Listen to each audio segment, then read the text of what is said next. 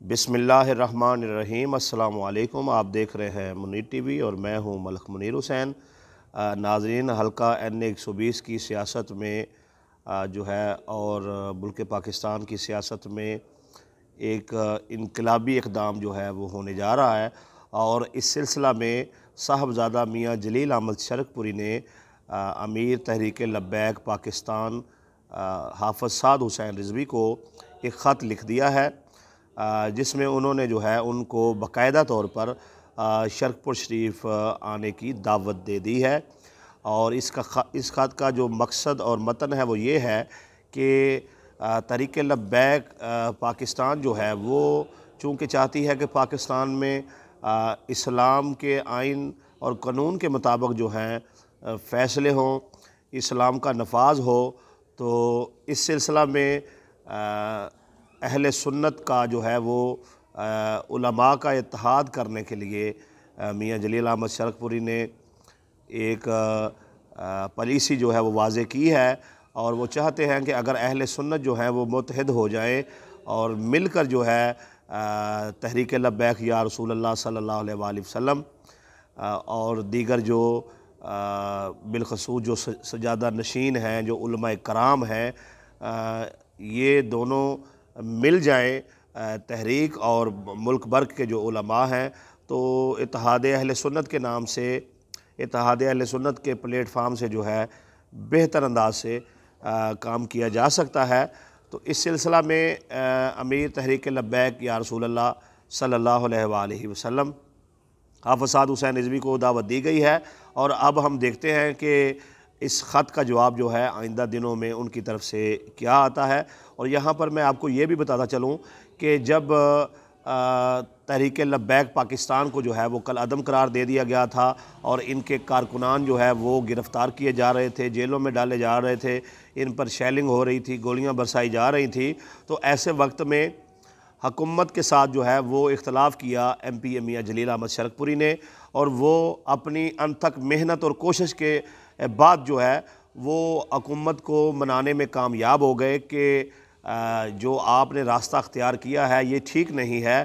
بات چیت سے، مذاکرات سے ہی جو ہے وہ سارے معاملات حل ہو سکتے ہیں۔ اور پھر میاں جلیل احمد شرک پوری کی کاوش سے ہی جو ہے وہ تحریک لبیک یا رسول اللہ صلی اللہ علیہ وآلہ وسلم کو جو کل عدم قرار دیا گیا تھا، یہ لیبل ہٹایا گیا، اور اس کے ساتھ ساتھ جو ہے ان کے امیر حافظ سعد حسین رضوی پر جو کیس کیے گئے تھے ان کو ختم کیا گیا، اور اس کے ساتھ ساتھ جو کارکنان گرفتار کیے گئے تھے ان کو جو ہے وہ رہائی ملی، اور اس کے ساتھ ساتھ جو مزید گرفتاریاں ہو رہی تھی ان کو بھی روکا گیا۔ تو تحریک کا سیاسی طور پر وجود باقی رکھنے کے لیے اور اس کو کل عدم ہونے سے بچانے کے لیے میاں جلیل احمد شرک پوری نے بڑا اہم کردار ادا کیا تھا۔ تو میں ذاتی طور پہ یہ سمجھتا ہوں، میری یہ رائے ہے، اور جو دوست تحریک لبیک یا رسول اللہ صلی اللہ علیہ وآلہ وسلم کے یہ ویڈیو دیکھیں وہ اپنے امیر سے یہ بات ضرور کریں کہ جو آپ کا منشور ہے وہی منشور میاں جلیل احمد شرک پوری کا ہے، اور آپ ان کے ساتھ بیٹھیں، مذاکرات کریں، اور سارے اہل سنت کے ساتھ مل کر ملک و قوم کی خدمت کریں، اور بلکہ ذہن کو وسیع کریں، اور دیگر جو مکاتب فقہ کے علماء ہیں ان کو بھی آگے چل کے ملا کے اپنے ساتھ جو ہے اس سلسلے کو آگے بڑھائیں، تاکہ ملک کی جو صورتحال ہے اس میں بہتری آ سکے، اور عدل و انصاف کا جو ہے وہ بول بالا ہو سکے، اور اسلام کے مطابق جو ہے اس ملک میں فیصلے ہو سکیں۔ اور یہاں پر میں آپ کو یہ بھی گزارش کر دوں کہ میاں جلیل احمد شرک پوری جو ہے وہ فقط حلقہ N120 میں نہیں بلکہ پورے پاکستان میں جو ہے وہ ایک پالیسی واضح کرنے جا رہے ہیں، جس میں وہ چاہتے ہیں کہ یہ جو تحریک ہے، چونکہ ان کے پاس بہت بڑا ایک ووٹ بینک ہے، اگر اس کا صحیح استعمال کیا جائے، اور اگر اس جماعت کے پلیٹ فارم سے جو ہے کچھ علماء نیشنل اسمبلی میں پہنچ جائیں یا صوبائی اسمبلی میں پہنچ جائیں، تو بہتر طریقے سے جو ہے وہ جو منشور ہے تحریک لبیک یا رسول اللہ صلی اللہ علیہ وآلہ وسلم کا، اس پر عمل درآمد جو ہے وہ کروایا جا سکتا ہے۔ اب دیکھنا یہ ہے کہ صاحبزادہ میاں جلیل احمد شرک پوری کی طرف سے جو خط لکھا گیا ہے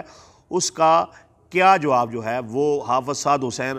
رضوی کی طرف سے آتا ہے۔ میں انشاءاللہ تعالیٰ ان کی ٹیم سے بھی رابطہ کرنے کی کوشش کروں گا، اور جو بھی حالات اور واقعات اور معاملات ہوئے وہ آپ کے سامنے رکھے جائیں گے، اور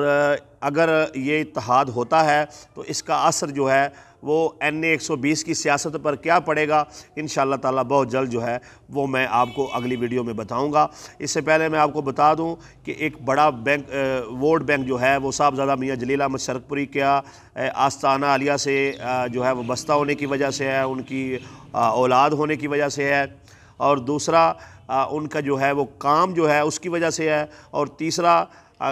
جیسا کہ صورتحال نظر آ رہی ہے اگر پی ٹی آئی کا ان کو ٹکٹ ملتا ہے تو پی ٹی آئی کا ذاتی طور پر بھی ایک بڑا ووٹ بینک ہے، اور اس کے علاوہ جو ہے انہوں نے اپنا اب ایک مضبوط دھڑا بھی بنا لیا ہے۔ اور پانچویں چیز یہ ہے کہ انہوں نے جو بڑے بڑے کام کیے ہیں اس وقت علاقے میں، جس میں شرک پور شریف کی گیس کا مسئلہ تھا، یہ بہت بڑا مسئلہ تھا، اس پر جو ہے تقریباً 8-10 سال شرک پور کی عوام جو ہے وہ پریشان رہی ہے، تو اس پریشانی سے نجات دی ہے۔ اور دوسرا جو سگیاں کا چوک ہے